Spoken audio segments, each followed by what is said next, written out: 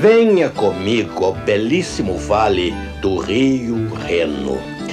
Este cenário tranquilo esconde o tumulto que varreu toda a Europa no início do século XVI. Visualizem a cena daquela profética tarde de primavera de 18 de abril de 1521. Lá estava um jovem padre alemão, defendendo-se contra as acusações de heresia. Ao seu redor estavam príncipes, orgulhosos nobres, honrados generais e líderes da igreja. Todos naquele salão lotado se inclinavam para ouvir cada sílaba dos lábios daquele lutador solitário. Ir contra minha consciência não é direito nem seguro. Nunca. Eu não posso e não vou me retratar. Aqui estou.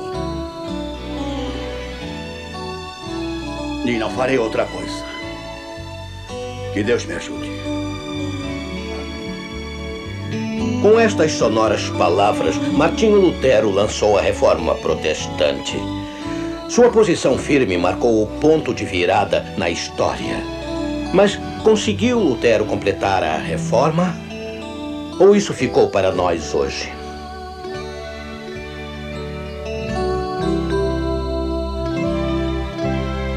Está escrito, com George Vanderman, apresentando o Cristo vivo como resposta às suas necessidades mais profundas. Hoje, o que eu gosto nos luteranos?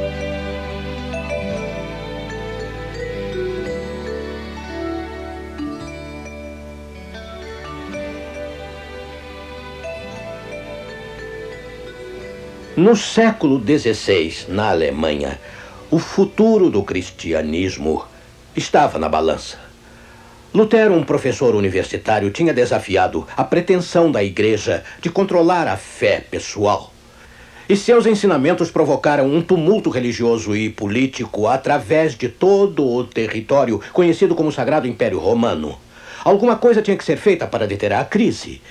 Finalmente, o imperador Carlos V intimou Lutero a comparecer perante o Conselho Geral aqui em Worms.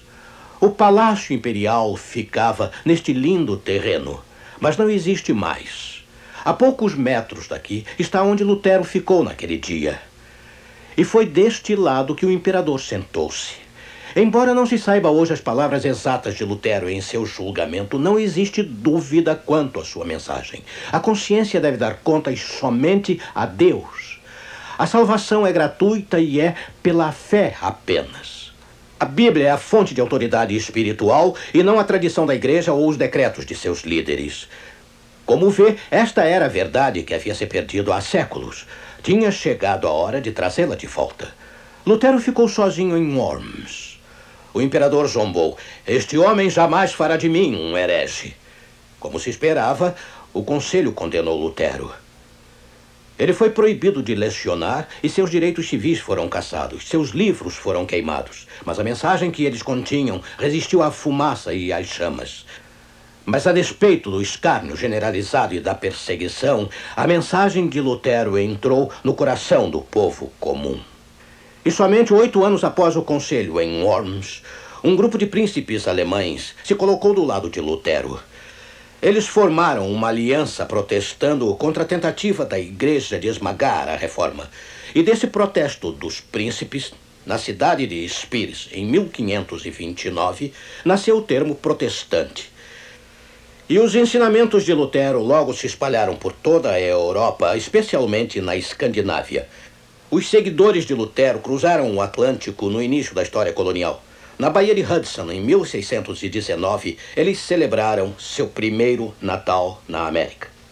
E as primeiras igrejas organizadas pelos imigrantes luteranos pobres eram geralmente pequenas, faltando pastores. Mas à medida que os colonizadores luteranos continuaram vindo para os Estados Unidos, a denominação cresceu rapidamente. Congregações começaram a se unir em grupos conhecidos como sínodos. Os luteranos americanos estão hoje divididos entre uma dúzia de sínodos. Alguns desses sínodos contêm a grande maioria dos mais de 8 milhões de luteranos. Outras fusões estão em andamento. A Igreja Luterana na América, o maior grupo, e a Igreja Luterana Americana, a terceira maior, se uniram. A Associação das Igrejas Evangélicas Luteranas juntou-se a eles. Agora, seu novo sínodo terá mais de 5 milhões de membros batizados. A segunda maior organização luterana, com 2,7 milhões de membros, está no sínodo de Missouri. Do seu quartel-general em St. Louis, eles comandam a mais antiga emissora de rádio religiosa do mundo. A Hora Luterana, sustentada pela Liga dos Leigos Luteranos, é ouvida em mais de 100 países diferentes. E o Dr. Oswald Hoffman, meu querido amigo, tem sido locutor desse excelente programa por mais de 30 anos. Agradeço a Deus por preservar seu dedicado e frutífero ministério. Conversamos com ele em St. Louis recentemente. Dr. Oswald Hoffman, de A Hora Luterana, eu pessoalmente estou feliz por tê-lo aqui hoje. Bem, Dr. Vandeman, é um privilégio estar aqui. Nós, luteranos, temos grande respeito pelo senhor e seu povo, que começaram seus programas pelo rádio tão cedo e depois na televisão, logo no início, quando a televisão dava os primeiros passos. E vocês usaram isto para a proclamação do Evangelho por todo o mundo. Nós respeitamos isso. Muito obrigado. Há anos o senhor tem sido uma verdadeira inspiração para mim e eu tenho apreciado muito isso. O senhor tem enriquecido meu ministério com essa vigorosa apologia da fé. Por isso, acho que sei o que vai dizer, mas por que o senhor particularmente é luterano cristão? Bem, eu sou cristão porque sou um seguidor de Jesus Cristo. É claro. E sou luterano não porque sigo Martinho Lutero, mas porque, como Lutero, eu devo minha lealdade a Jesus Cristo. Lutero passou por uma terrível experiência a fim de fazer esta grande descoberta. Ele travou uma grande luta íntima para descobrir que o Evangelho não depende das obras que contribuímos, mas que depende da bondade e graça de Deus, a qual saiu do seu coração para os seres humanos e é mostrada ao mundo em Jesus Cristo. Esse é o Evangelho. Certamente. E isto nos emociona cada vez mais. Diz que ele fez essa grande descoberta. Era então uma verdade negligenciada, de certo modo? Era, sem dúvida era. Não quer dizer que não estava lá. É verdade. Ela fizera parte da tradição da igreja desde a era apostólica. Se Martinho Lutero fosse ressuscitado hoje e estivesse de novo entre nós, ele se sentiria à vontade na igreja de hoje? Bem, eu não sei. Após 450 anos terem se passado, e não podemos ignorar esses anos, alguns problemas que existiam antes foram resolvidos nesse período. E alguns problemas novos que não existiam naquele período surgiram. E eu creio que Martinho Lutero iria avaliá-los baseado na realidade. E, ao mesmo tempo, ele daria uma olhada em nós, em todos os nossos atos, em todas as nossas organizações. Acho que ele teria alguma coisa a dizer Certamente sobre teria. todos nós. E uma dessas coisas seria: vocês têm que ficar firmes no Senhor, vocês têm que se apegar ao Evangelho de Jesus Cristo, vocês têm que proclamá-lo com a autoridade do próprio Deus. Vocês têm que fazer isso à maneira evangélica, o que quer dizer da maneira atraente da fé que é em Jesus Cristo. Graças a Deus. E obrigado por nos dizer isto de modo tão bonito. Sim, incontáveis milhões são luteranos e participam da herança de Martinho Lutero. E eu também me considero entre eles. Há tanta coisa que eu gosto sobre a igreja luterana. Eu os admiro por colocarem a sua fé para trabalhar na sociedade. Eles provêem orfanatos, hospitais, centros de tratamento para alcoólicos, lares para anciãos. Deixe-me dizer de novo, existem muitas coisas que eu gosto a respeito dos meus amigos luteranos, mas há uma coisa que aprecio em especial. Como mencionei em alguns momentos, o movimento luterano foi convocado por Deus para revelar uma verdade negligenciada: o glorioso ensinamento da salvação somente pela fé. Lutero retirou as teias de aranha da Idade Média e restaurou os alicerces do Evangelho. Agora, a jornada de Lutero em direção da verdade é uma história fascinante. No verão, após sua formatura colegial, entretanto, ele esteve muito próximo de se encontrar com a morte. Ele voltava a pé para casa de uma visita aos pais quando viu-se em meio a uma violenta tempestade. Um raio o atirou ao chão. Coberto de terror, ele gritou: Santa Ana, ajude-me, eu me tornarei um monge. E ele cumpriu sua promessa ali mesmo em Erfurt. Lutero entrou para o mosteiro augustiniano e foi ordenado em 1507. Mas contemplando sua primeira celebração da missa, ele sentiu-se pequeno pela sua indignidade. Como poderia um pecador estar na santa presença de Deus a menos que ele próprio fosse santo também? Assim, Lutero decidiu tornar-se santo. Ele buscou a pureza privando-se dos confortos da vida até das necessidades. E algumas noites, lá em sua cela no mosteiro, tremendo sob o fino cobertor, ele procurava se consolar. Eu não fiz nada errado hoje. Aí sobrevinham as dúvidas. Jejuei o bastante hoje? Sou pobre o bastante? Sou puro o bastante? Nada do que ele pudesse fazer lhe trazia paz. Ele jamais estava seguro de que havia satisfeito a Deus. Mas finalmente ele descobriu que a paz que estava se esforçando tanto para obter estava disponível como um presente. A verdade que o libertou veio a ele no livro de Romanos, no Novo Testamento. Ele descobriu que o próprio Deus fora punido no lugar dos pecadores, de modo que podíamos ser perdoados gratuitamente no Senhor Jesus Cristo. Lutero mal podia acreditar nessa boa nova. A despeito de sua culpabilidade, poderia ser creditado santidade a ele, porque Jesus, que realmente é santo, sofrera o seu castigo. É claro, a igreja sempre havia mandado os pecadores virem a Deus para ter salvação, mas Lutero introduziu uma nova dimensão vital. Ele descobriu que os que creem, apesar de pecadores, podem ao mesmo tempo ser considerados justos. Sabe, Deus considera os pecadores santos assim que eles confiam em Jesus, mesmo antes de suas vidas revelarem boas obras. O que, é claro, ocorrerá em seguida. Romanos capítulo 4, no versículo 5, diz isso. Mas aquele que não pratica, mas crê naquele que justifica o ímpio, a sua fé lhe é imputada como justiça. Portanto, o ímpio que se entrega a Jesus é justificado. O perdão vem não por sermos santos, não pelas obras, Lutero agora sabia, mas porque confiamos em Jesus. Toda a sua vida, Lutero havia pensado que seria injusto recompensar os pecadores com a vida eterna. Assim, ele acreditava no purgatório, onde dizia-se que as imperfeições seriam purificadas após a morte para tornar os cristãos dignos do céu.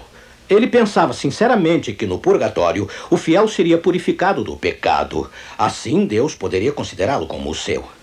Lutero também cria que o sofrimento no purgatório poderia ser abreviado através da concessão de indulgências da igreja. Essas indulgências eram concedidas àqueles que visitavam os túmulos dos santos e viam suas relíquias. Lutero pensava que esses santos tinham armazenado medidas extras da bondade de Cristo que eles podiam repartir com os pecadores. Mas agora ele aprendera que, porque todos pecaram e destituídos estão da glória de Deus. O próprio Paulo disse que todos estão destituídos. Até os santos têm que depositar suas esperanças no Senhor Jesus Cristo. E por Cristo ser nosso substituto, todos os cristãos são dignos do céu. Na cruz, Deus nos fez idôneos para participar da herança dos santos. Não é necessário o purgatório. O coração de Lutero encheu-se de alegria. Finalmente, sua consciência pesada encontrou paz. Mas o evangelho que tranquilizou sua alma detonou o conflito com a igreja. Começou a batalha sobre as indulgências. A igreja do castelo Wittenberg aqui representava uma coleção de relíquias famosas. Entre elas havia um espinho que garantiam ter ferido a testa de Cristo no Calvário. Bem, as relíquias eram expostas sempre no dia de Todos os Santos. Peregrinos vinham de perto e de longe até Wittenberg em busca de indulgências. Oh, como Lutero ansiava divulgar as boas novas que o haviam libertado daquilo. Assim, no dia 31 de outubro de 1517, na véspera do dia de Todos os Santos, ele afixou uma lista de 95 objeções às indulgências da porta da igreja do castelo em Wittenberg. Elas foram escritas no estilo claro, conciso e sem cerimônias.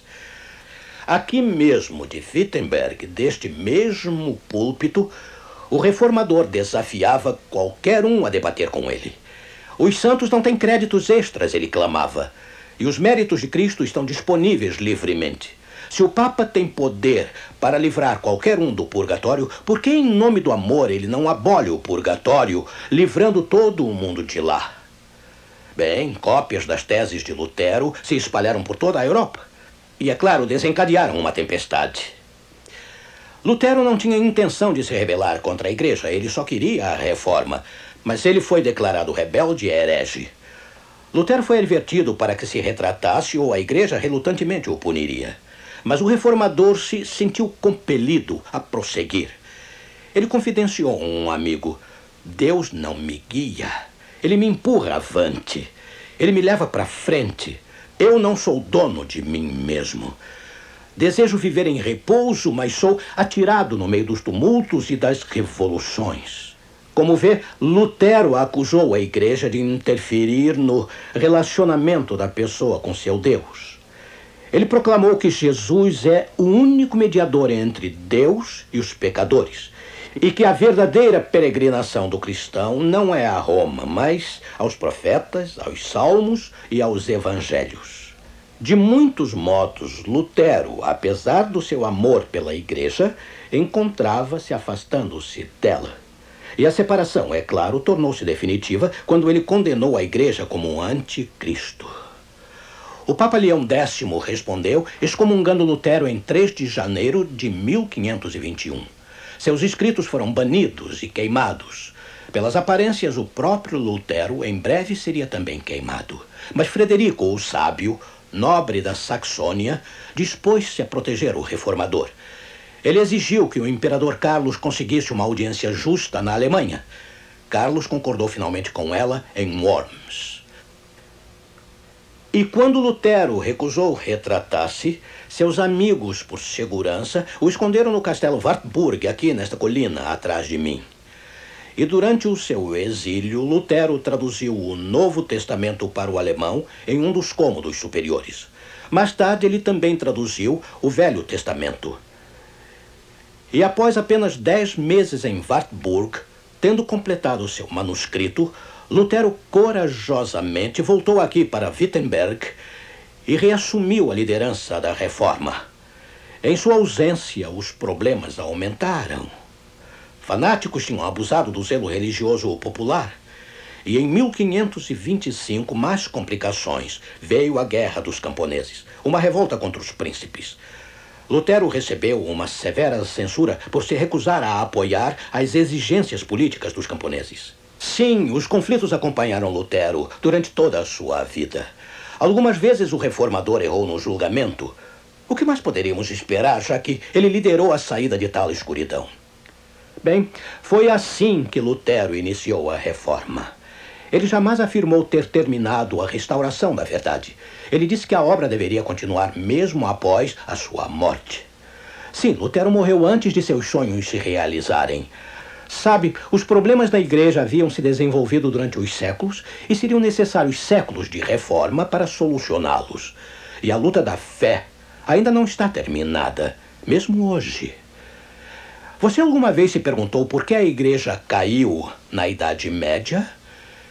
Bem, houve muitos fatores, é claro, mas deixe-me falar um pouco do passado. Nos primeiros dias do cristianismo, após a morte dos apóstolos, ocorreram alguns fatos muito tristes. A igreja se afastou da sua fé pura e se afastou da verdade bíblica. Ora, isto foi triste, mas era de se esperar. O apóstolo Paulo havia predito isso. Ele disse que após a sua morte, a heresia dominaria a igreja. Isto ocorreu exatamente como as escrituras haviam predito. Não aconteceu da noite para o dia. A deterioração da verdade levou séculos. Tendo, portanto, falhado ao perseguir a igreja, o inimigo mudou sua tática. Ele decidiu minar o cristianismo por dentro, usando ardilosas concessões e ensinamentos falsos. Mas o céu não foi apanhado despreparado. Com um movimento forte, o qual chamamos de reforma, Deus reverteu a trilha da apostasia e a luz começou a aparecer. Reformadores como Martinho Lutero restauraram verdades que há muito tinham sido escondidas do povo. Hoje, várias igrejas reformadas e os presbiterianos têm suas raízes em outro reformador do século XVI, João Calvino. Eu gostaria que tivéssemos uma semana extra nesta série de programas para falar com os presbiterianos. Alguns de meus melhores amigos no Senhor são da fé presbiteriana, e eu me regozijo com eles nas boas novas do Evangelho pregadas por Calvino e Lutero. Mas sabemos que a reforma não terminou séculos depois da morte dos reformadores. Aquilo foi apenas o começo. Outros continuaram a sua boa obra. Nos próximos programas veremos como Deus usou os batistas, os metodistas e outros grupos também para levar avante a chama da reforma. Já que todas essas igrejas trouxeram de volta verdades esquecidas, será que não existem mais verdades negligenciadas a serem descobertas? É algo para se pensar, não concorda? A propósito, esta série sobre os luteranos e todas as outras igrejas está impressa e em vídeo também. São 8 programas e você poderá saber como adquiri-la no encerramento do programa de hoje. Não demore e peça imediatamente o seu exemplar. Mas qualquer outra verdade que possamos redescobrir na palavra de Deus, jamais deixaremos de nos apoiar nos ombros de Lutero. O evangelho que ele proclamou ainda pulsa no coração de cada cristão. Mais do que qualquer outra coisa, Lutero foi um homem de Deus. Quando sobrecarregado e oprimido, ele buscou refúgio nos braços eternos do Todo-Poderoso. Durante um momento particularmente difícil, quando a reforma parecia fracassar, ele parafraseou o Salmo 46 num hino. Protestantes e católicos apreciam igualmente esse hino hoje. Castelo forte é nosso Deus. Note a letra inspirada pela fé na primeira estrofe. Observem que belas imagens. Jeová castelo forte é, o Deus leal e protetor. E se vacila a nossa fé, poder nos dá em seu amor. Destrói o perspicaz ardil de Satanás, a fim de o derrotar, com seu poder sem par, e aos seus provê descanso e paz. Lindo, não é? Pense nisso. Satanás já está derrotado pelo poder maravilhoso de Jesus Cristo. Amigo, você está oprimido pelo inimigo neste momento? Uma palavra do céu pode salvar você. Você sente o peso da culpa ou do medo? Talvez a solidão ou a sensação do fracasso? Talvez enfermo ou triste? Deixe-me garantir-lhe o seguinte: o mesmo Deus que guiou e sustentou Martinho Lutero ama você do mesmo modo hoje. Ele quer ser o seu castelo forte também. Venha sem demora buscar a ajuda e a cura que você deseja. Vamos orar. Pai Celeste, obrigado por chamar a nossa atenção hoje para uma visão mais ampla. O grande empenho de nosso compassivo Senhor em resgatar as verdades esquecidas que nosso mundo e nosso coração conturbados precisam tão desesperadamente agora. Que ninguém ao alcance da minha voz deixe de aproveitar este precioso oferecimento. Em nome de Jesus nós pedimos, ó Deus. Amém.